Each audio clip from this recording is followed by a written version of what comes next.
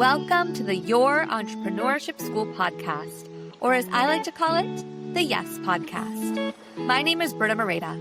I'm an executive business consultant for women who dream of living wildly and wealthy abroad. The Yes Podcast is for women who are ready to build a business that funds her dream life abroad so she can expand her business, bank account, and brilliance without settling for a life that tames her wildness. The Yes Podcast is sponsored by Bridal Babes Yoga, a Luxe start to your celebration. Ready to elevate your bachelorette or hen-do weekend with something truly unforgettable? My Bridal Babes Yoga experiences are crafted with intention, movement, and connection because you deserve more than just the usual. Immerse yourself in a soulful, joy-filled session designed exclusively for you and your crew.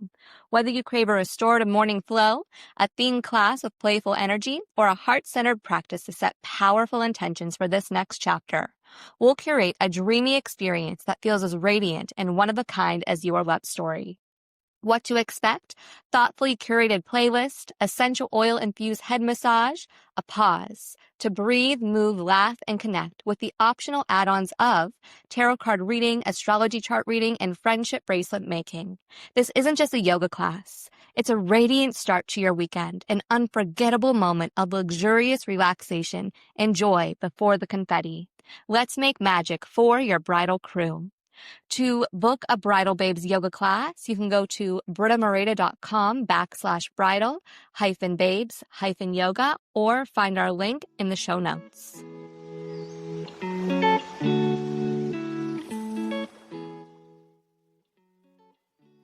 Hello. I'm so excited that we are all here today. We are here with my dear friend, Maria Chietera. And Maria is based out of London. We met through a coaching program where I was coaching her in social media, and then we connected in person in London and started doing events together online. And Maria, I would love for you to introduce yourself and just share a little bit about who you are, what you do, and then we'll dive in. Let's do this. Thank you, Britta. Thank you for having me here. It's a pleasure to be here with you. And a very short introduction. I am Maria. I'm a professional coach. I'm also a trainer, coach, meaning I help young coaches, junior coaches going through their ICF certification, International Coaching Federation certification. And I'm also a mindfulness and yoga teacher, and I specialize in bringing mindfulness to the corporate world, doing office yoga or leadership development training based on mindfulness. And I'm based in London, I'm Italian, and that's it. That's my very short introduction. Well, thank you for being here. Because this is the Yes Podcast, I would love to know, what are you saying yes to today? Britt, I think I'm saying yes to vulnerability. I think it's very important to be open and vulnerable about topics like business and how we develop in this environment. And it would have been really helpful for me at the beginning of this journey to hear very vulnerable and honest conversation about this. So this is my intention, being vulnerable with you today. I love that. I feel like that's been a theme of my week, is vulnerability, in sessions with people, in my own sessions, and just really having the courage to show up vulnerably. So I love that you shared this. Thank you for sharing it. And let's just dive into that. Let's start with vulnerability. Let's start with vulnerability in business and wellness, actually, because I feel like whether you are a yoga teacher, a coach, a meditation instructor, some kind of wellness practitioner, we're kind of like given this very painted story of what it is to be a wellness practitioner from the business side. You're just going to graduate yoga teacher training, or you're going to finish this coaching program, and you're just going to go out into the world and make all of this money and have this super successful business. And that is literally what it's painted as. But no one tells you how you're going to have to spend sometimes 12 to 15 hours a day on your business some days, to set up your social media, to set up your email funnels, to set up your website, to set up all your checkout systems, and also like taking the time to take care of yourself, but also creating like human connections with other people. And I just feel like there's so much that goes into it. And a lot of times we see on like social media, make 10K months, make 7K months, but like there's nothing real about it. And I think we need to bring a little bit of humanity into it and vulnerability. Can you speak a little bit about that? Yes, Britta. Yeah, that's a good overview. I think I arrived to the conclusion, as a rule of thumb, I think I spend 80% of my time in admin tasks and finding my way through how to do the job, and then a 20% in actually doing the job that I love and that I was dreaming about. Yeah, I think I entered in this line of work with this very romantic idea in mind. Yoga teachers and mindfulness and coaches are here for making our life easier, to unlock the best version of ourselves, quote unquote.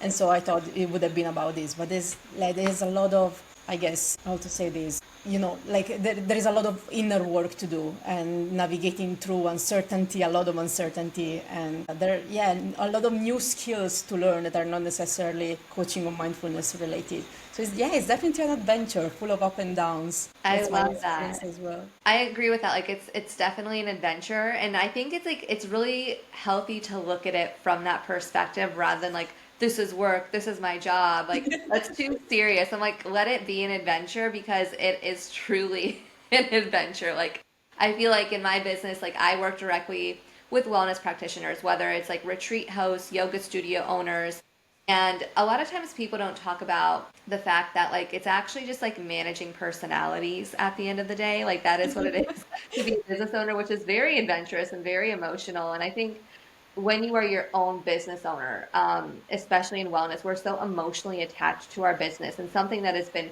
really helpful for me is like discovering who I am outside of yoga, which is like a whole new adventure. And like discovering like who am I when I'm not teaching yoga, when I'm not practicing yoga, when I'm not teaching business. And like I have like fallen in love with this like whole other version of myself that I didn't even know exists because I have chosen to step back a little bit. And I think that is part of the adventure. Like how can we not be so emotionally involved? It's kind of like being like in a super up and down relationship. And I think that's when you're so emotionally attached. But what does it look like when you can detach a little bit and be like, hey, like from this time to this time, I'm going to work on my business. And then the rest of this evening, I'm going to go take care of myself and do what I love. And that is part of the adventure, is letting ourselves just be a little bit less emotionally involved so we can be better business owners. Also less emotionally involved around like that version of ourselves that we want to discover. We change all the time. Like who I am today, like in conversation with you, is not the same person it was yesterday while I was teaching or doing my admin. And I think for me it really helps to honor where I am right now. My values change, my personality changes, the things that I want in life and what I'm prioritizing changes all the time.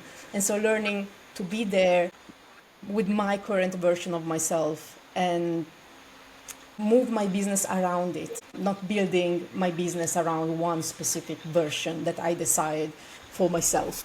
This really helps me. And thinking about my business as a set of experiments. I tried this today and I'll see how it goes. That non-identification piece you were mentioning, being able to drop it at any point, not being attached to this particular line of work. This really helps. So that flexibility, that resilience of navigating through it with non-attachment, I found that really helps me. Not be afraid to fail. That's what I'm trying to say. Yeah, in a Yes. very bold way. Not be afraid to fuck up very badly. This helps. And it will happen. I think if you are listening to this, please know that being in the wellness industry, it's like yoga, it's like meditation. It's not perfect. I feel like yoga and meditation and just mindfulness really teaches us that like we are human. And I don't know anyone who's shown up to yoga and is, I'm having a perfect day. I'm feeling so great. A lot of times we show up because we have intense shit happening.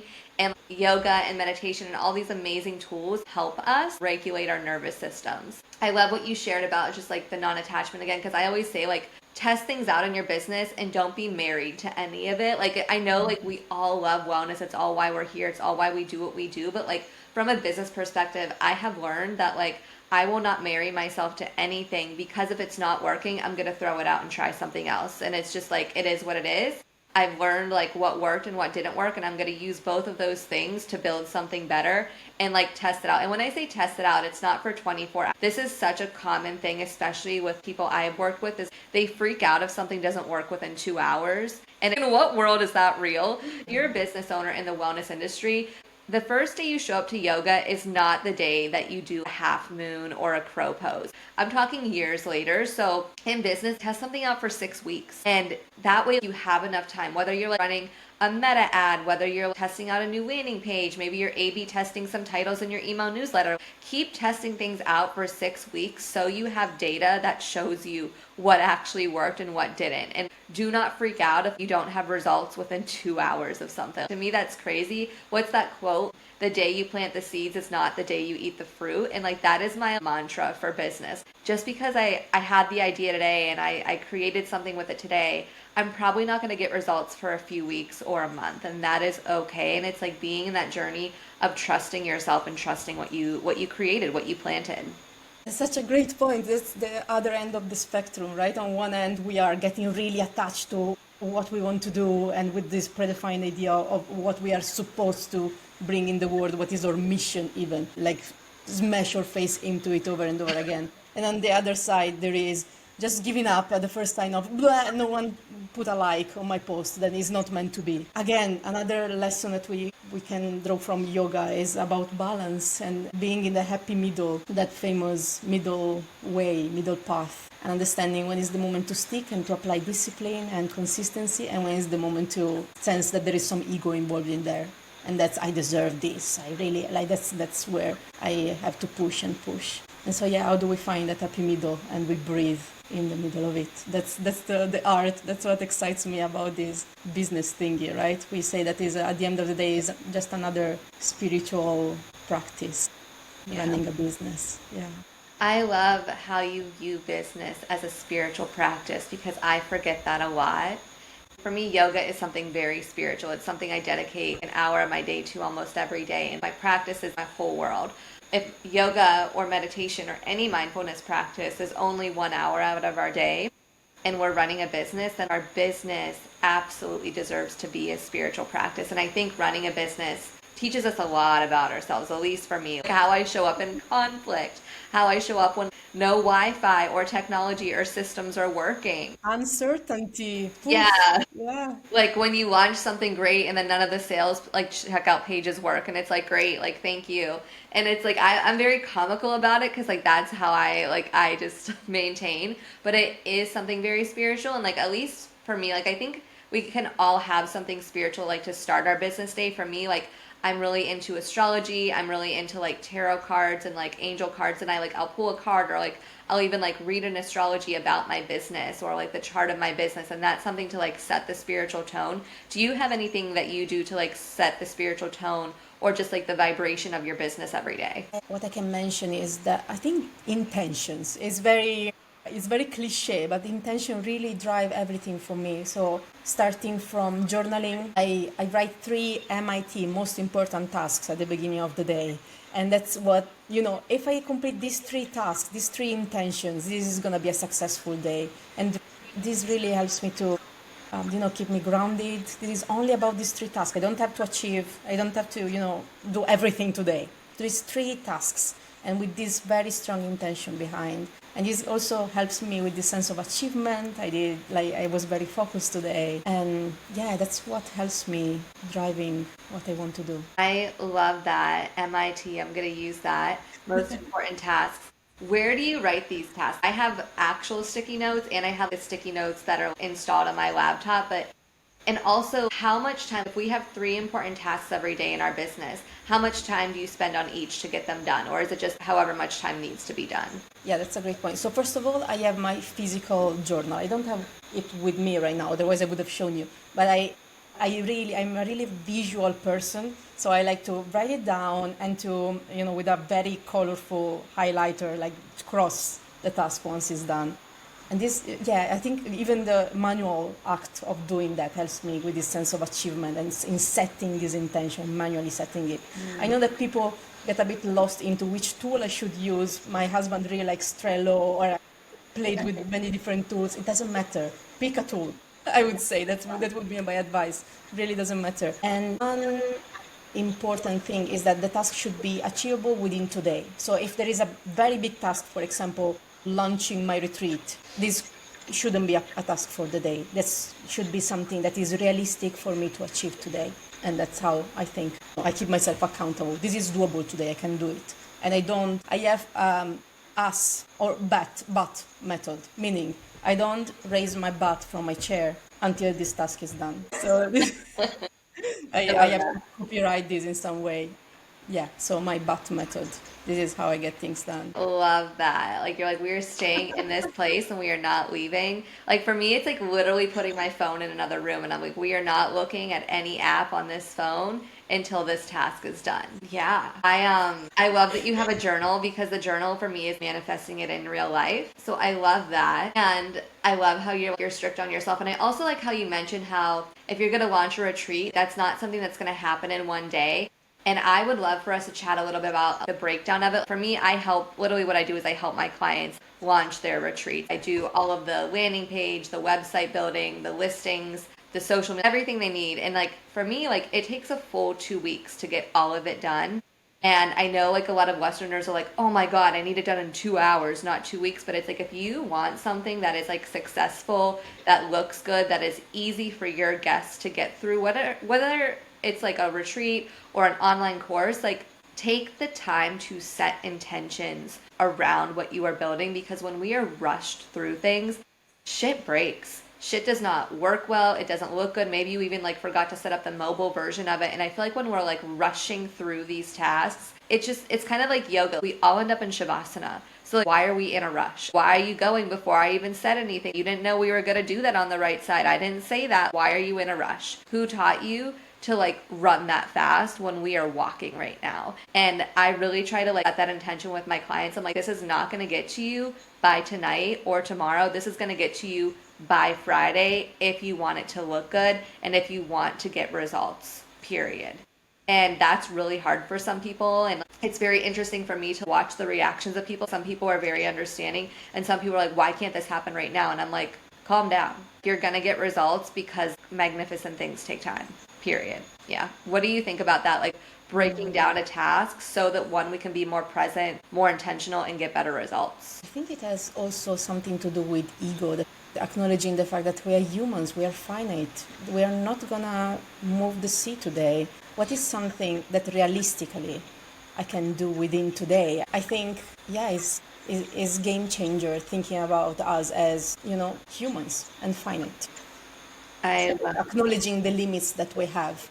And also, yeah, this acknowledgement that like rarely today, these days we cultivate patience and we want everything right now. We can like click a button and Amazon will dispatch something today. And we are really not used to good things take time, and takes that where we put love into will give love in return. I think that's a whole mindset, and it needs to be cultivated. At the very beginning, when I started my business, I was really impatient to get things done fast, and I just rented a space, and I thought I will do some marketing and I will pay for some ads, and people will come. And no one came. No one knew me. I was new in the area, and I did a lot. I was doing all the right things, but I didn't cultivate the necessary connection, personal connection around me. And it was a small community. People didn't know me. And so I think like skipping steps won't help you to get there faster. You need to go through the steps, breathe through it, be patient, and things will come, being consistent and understanding what's realistic to achieve within today. I think patience is the key in this business too. I agree with that. It is patience. And it's also noticing ourselves when the patience runs out, getting mad when things don't work. And what I've learned through my yoga practice is if I get mad, if I fall out of a pose, that really teaches me how I show up in real life. Yoga and just even in meditation, if we're just sitting in meditation and we get angry at ourselves for our brain doing exactly what it's meant to do, which is like not shut up. And I think it's just really noticing ourselves within that. Like I've learned so much about myself as a business owner because of how I show up in and outside of my practices. You also mentioned like the connection piece. And this is something when I was in London, I really made effort to do because I was like the new kid in London. And I came from Lisbon where like everyone knows me in Lisbon. Literally, I could walk outside and 10 people know me and I didn't have to make as much effort to create connection because it was just, I had a yoga studio. People would come to me and then I go to London and I'm this tiny fish in this big pond. And what I realized is like I got more clients by creating human connections with people. Can you speak a little bit about that because you work one-on-one with people online? How do you foster even those online connections? I find, and this might be controversial, that my online space is a way to keep on the communication going with people that I already know. I rarely get new leads online. So this is just the reality of my work and around what I do. It doesn't mean that for everybody it's going to be like this. But if I think about every single client that I have right now, are clients that worked with me before, perhaps in different capacity, perhaps when I still was, an internal coach in my old corporate job. They worked with me or they heard about me and then they reach out now to work with me one-on-one. Or for example, all the mindfulness corporate engagement that I have right now, or all friends that already know me and that they mention, hey, we are looking for someone to come doing mindfulness and leadership development. Do you want to come? So it's really, I think, in environment, people need to trust us, right? Like they open their heart to us, and it's so crucial that they know that they can rely on us completely. And so that's why I think in-person connection in my work right now are a little more important than showing up online in a very consistent way, in a very flashy way, perhaps. This is very, very helpful, especially my newsletter, in keeping the conversation going, or in putting a cheeky picture on my Instagram so that people can comment and feel like they know what's going on in my life. But not really for creating new leads. That's just the reality of how things are for me right now. I love your honesty in that and appreciate that, because there's so much truth. Creating human connection and just taking the time to do that. I agree that I don't want to say it's impossible to get leads online. I've actually gotten a lot of leads. I don't really see Instagram as a place to get leads. I see Instagram as a place to build authority, but I use WhatsApp groups as probably the number one way that I get leads and then turn that into human connection. For example, when I'm in Portugal, I make effort to go to the retreat centers and studios who are my clients, because I want them to see, hey, like I really care about this. It's the same in London, really, and it's anywhere. It's not just these places, but it's just so important to establish, one, that like you're a real human. You're not just like on a Zoom screen. And number two, when you make effort, if you can just detach yourself from what the end game could be. Don't think about the money, don't think about getting the client, but it's just like, wow, I get to create a human connection today, and that's really special. That can be all that it is just creating that human connection, but you don't know like 6 months down the road, a year from now, like what that can actually blossom into. And like I've gotten incredible business experiences and like connections and leads and clients because of just taking the time to go to network events, to not be afraid to pitch myself, to also just like make it a goal to create one new friend. Yeah, and again, if we manage to cultivate that kindness, if we manage to just show up in life as a genuinely caring person, people will know that that's the quality we bring in every kind of, everything. The Stoics say how we do anything is how we do everything. If we show up with care, people will assume that everything that we do will be infused in care. And I think that's the best business card, isn't it? Yeah. It's like, I think your heart is your best business card, like showing up with your heart wide open. Because like people connect with that. Like if we're always just like if we're trying to be perfect, or like sometimes I'll like go to like networking events and someone's like, I'm a coach and I'm a coach and I'm a coach. And I'm like, my name's Britta and like I just moved to London and like I'm just really looking to meet new people. And everyone's like, yeah, like that's more human versus like just showing up as like your business. It's like, no, show up as open-hearted, caring, and human, and people are going to connect to that 10 times more than they are if you're just introducing yourself as your business. Yes, you can eventually talk about what you do, but I think it's again taking time out of the day to be in your business and taking time out of your day to just be yourself. And I think people connect to who you are more than what your business is. Yeah. I love this. I would love for you to chat about, because you teach online and like you cultivate these online relationships, but what I notice about you is like when we did a collaboration together is like you would really be excellent at listening to how people speak about themselves, and you would like correct them in real time. Actually, like, let's switch it to this, and it's not so they could be in a more positive mindset, but it's so they could stop belittling themselves, I noticed, or so that they could talk about themselves in a higher light. Can you talk about, maybe with yourself and with others, how you are just trained to hear those things and correct it in real time so that we can tell ourselves and the universe and also just be in a better mindset? Because that's something I'm definitely still working on. But how do you, because you are trained to do this, can you just talk us through a little bit how that works? Absolutely. Yeah, these are coaching skills, and that's what we teach to our our students in our ICF courses at Coaching Inside the Box. This is part of, you know, treating yourself as someone you love. And we, especially in the wellness world, we are so good in giving love to others and believing in others. And this is the same skill that we want to bring into ourselves, and seeing, the potential rather than always the fear and the uncertainty behind this. I really like the quote, what if our actions were driven by your hopes instead of our fears, and see how your whole vision of the world starts shifting. And also knowing that this is very easy to explain from a neuroscience perspective. This is called the negativity bias.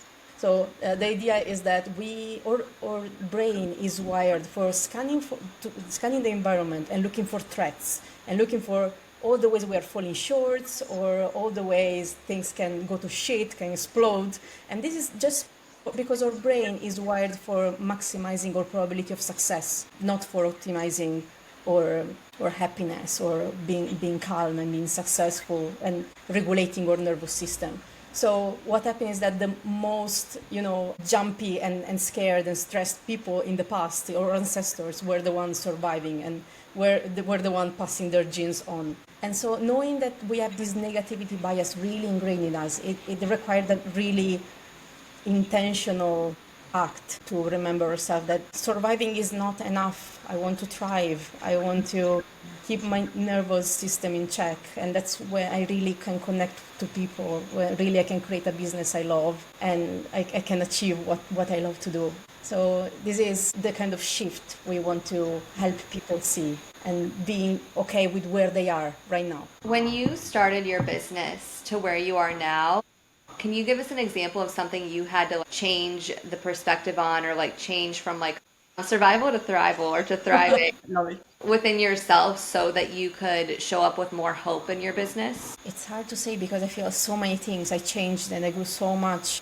in the past 3 years. It has been only 3 years, by the way. So right now I feel I'm so happy in my business. I finally found a place of, peace and balance, and I hardly can connect with the Maria 3 years ago, where I remember being so anxious and so scared about my financials. Perhaps the financial were the biggest shift, feeling that crippling fear that I'm not gonna make it, how I'm gonna pay my bills at the end of the day. And so I think it was, and by the way, it really helped me, the masterclass that you led last month, and really helping myself to relate with money better, and not being scared about talking about money, to look at my finances. It was even an issue for me to open my bank account, and see how much money is there, and how to manage that in a smarter way. And seeing money as an energy that flows and comes and go. And again, it's just insanity. It's just the nature of things. Yeah, I think how to look at money and my relationship with money was the biggest shift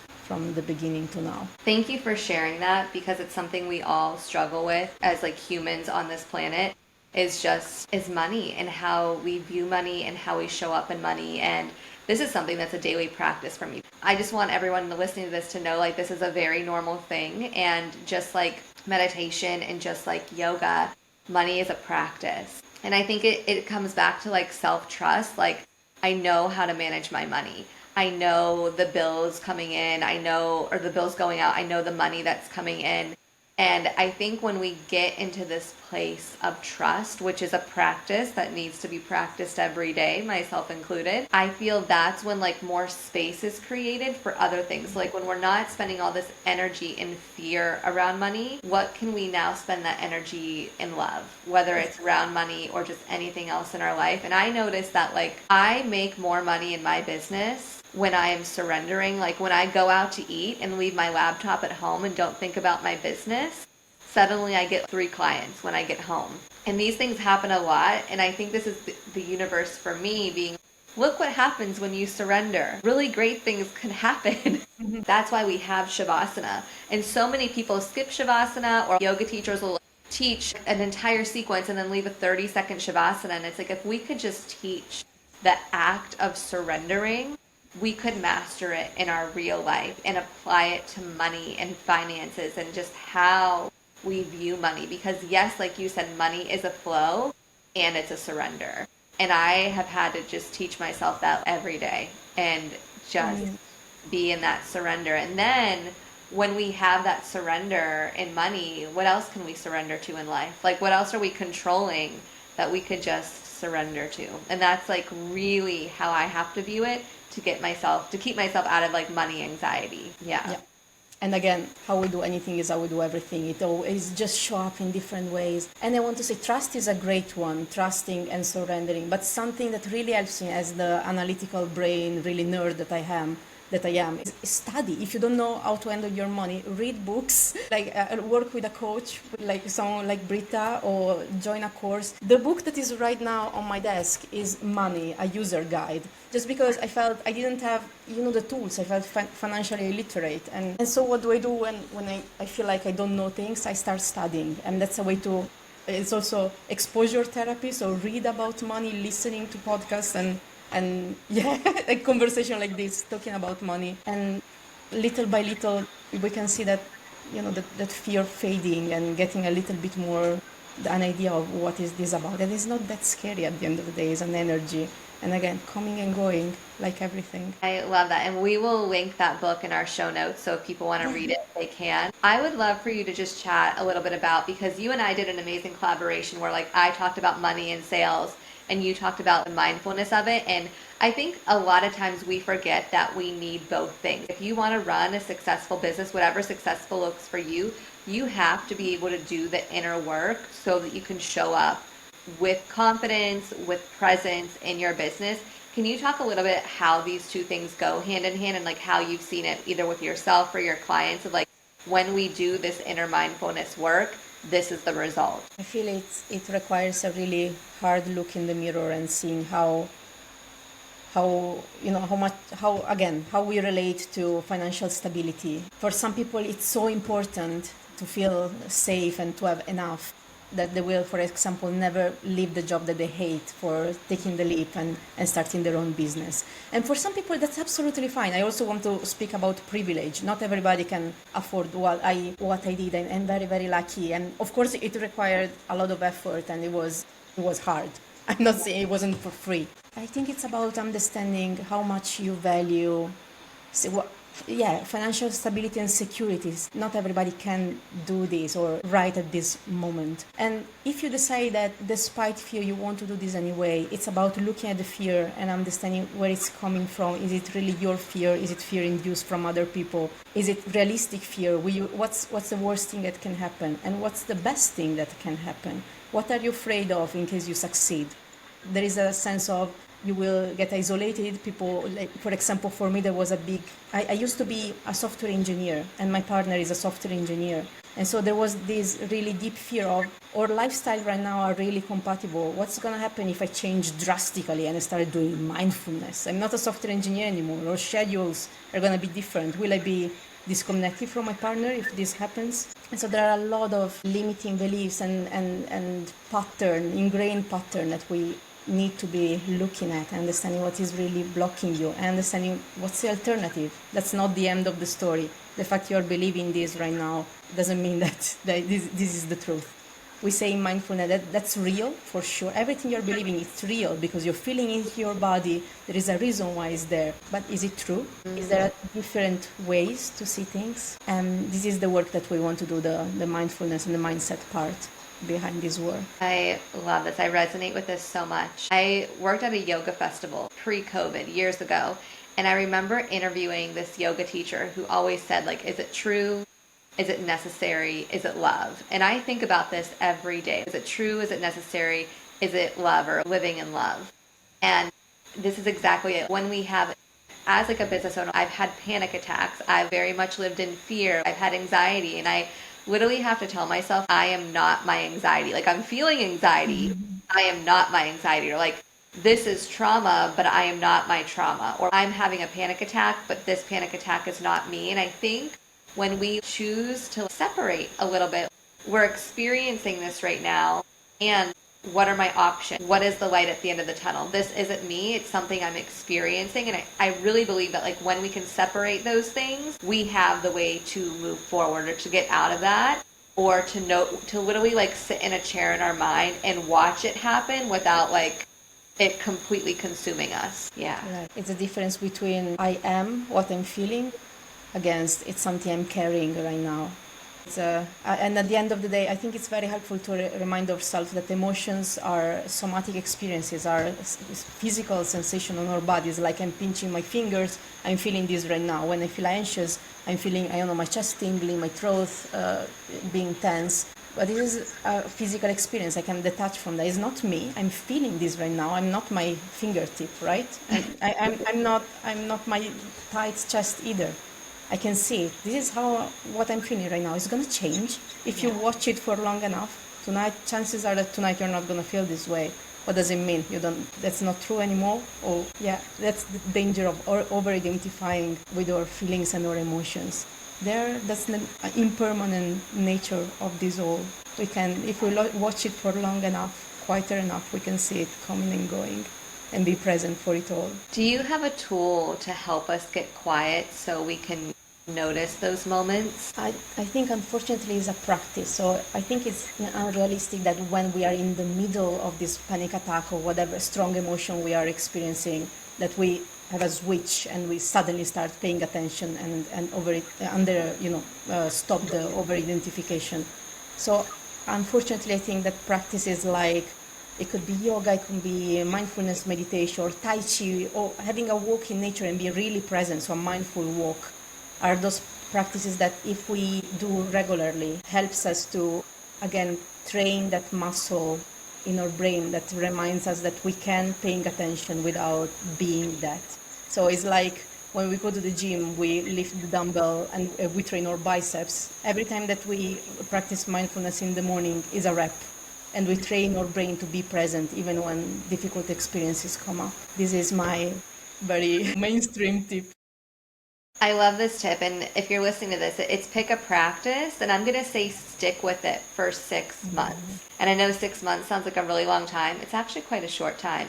So if you're going to choose meditation, try to meditate every day for 15 minutes. Like you don't have to become a Buddhist in the monastery and meditate 23 hours a day. You can do it for 15 minutes. Maybe you don't have time to practice yoga for 60 minutes, but you have 30 minutes to be in your body. Take an hour out of your day every day and go on a walk through nature. And you don't have to do all three, but just choose one and stick with it. It's just like in business where we choose to test something for 6 weeks. Test it for 6 months and just see how you feel. See what the results are. And if it's a more positive or negative thing, or not even that, but maybe it's like somewhere in the gray where like maybe because you took a pause out of your day, you have time to feel your emotions. You have time to notice like what is actually happening in your body. So I love what Maria said of like, it's a practice, and I'm just going to say, pick a practice and stick with it and just see what happens without an attachment to the outcome of it. They say that the best practice is a consistent one. Doesn't matter how it looks like, for how long it is, just pick one and continue. And to people saying, I can hear people thinking, I don't have time for this, even sitting 15 minutes in the morning. But you do walk during the day, you go to the tube station, you do make yourself a coffee, be present for that. You brush your teeth at the end of the day.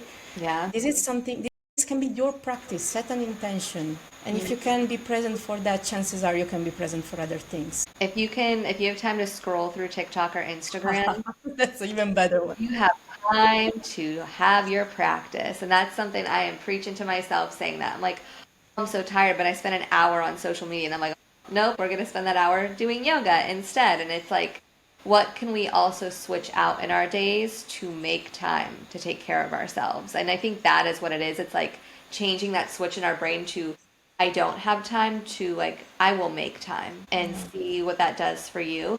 Earlier you mentioned a little bit about privilege and like how you had the privilege to leave your job, but also how like you and your partner basically had the same role. I don't know if it was in the same company, but you chose to switch into your business. Can you talk a little bit about that process and just like what it can look like? Because sometimes I feel like people will get like a meditation certificate or a yoga certificate and they know nothing about the business, and they'll quit their job and then they make no money, and that's just a really unintelligent move. Can you talk about like some steps that you took to like set yourself up financially for success for people who are like maybe a year from now or 6 months from now, someone is looking to build this, but they don't know what that looks like. Like if they're coming from corporate world into, we'll call it wellness world, how can they financially set themselves up so that like they will be good for a certain amount of time until they really start like moving forward in their business?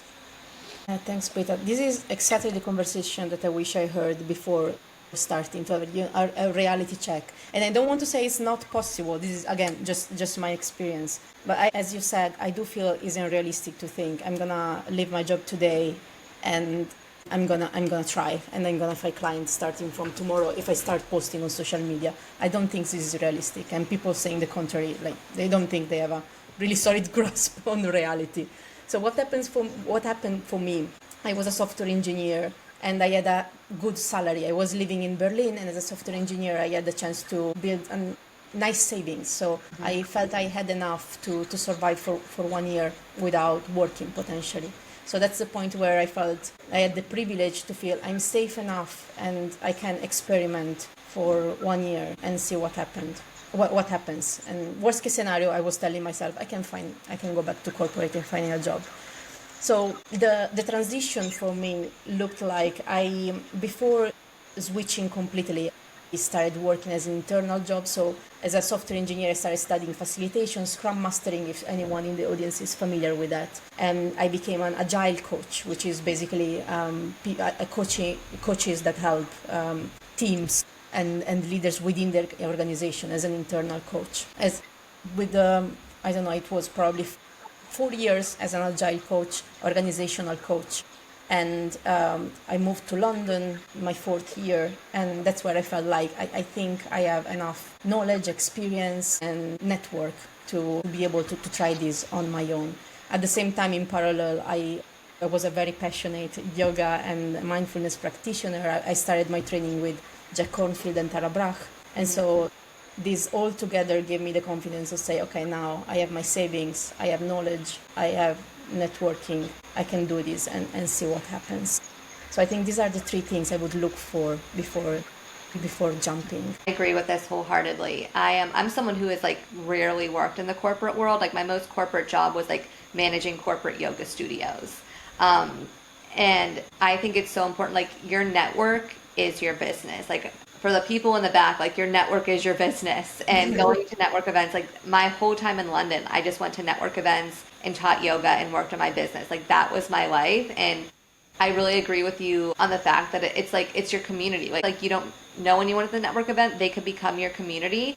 And it's just like, these people are the ones who are going to like shout you out. My friends and I, we kind of do this thing. I'm like the yoga teacher in my friend group, and I have a friend who's like a realtor, and I have a friend, and I have 2 friends who are realtors. I have one who's like a stylist, one who works in nutrition, and it's kind of like, view your circle like that. Like each one of the people in your life does something different so that you can like refer them to other people.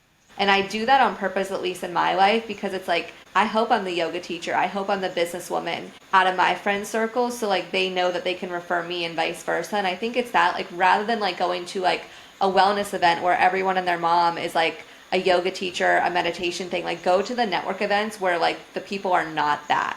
And then you are that person, and then you're going to be that person for them. And I feel like I'm doing math out loud right now, but that's how I see it.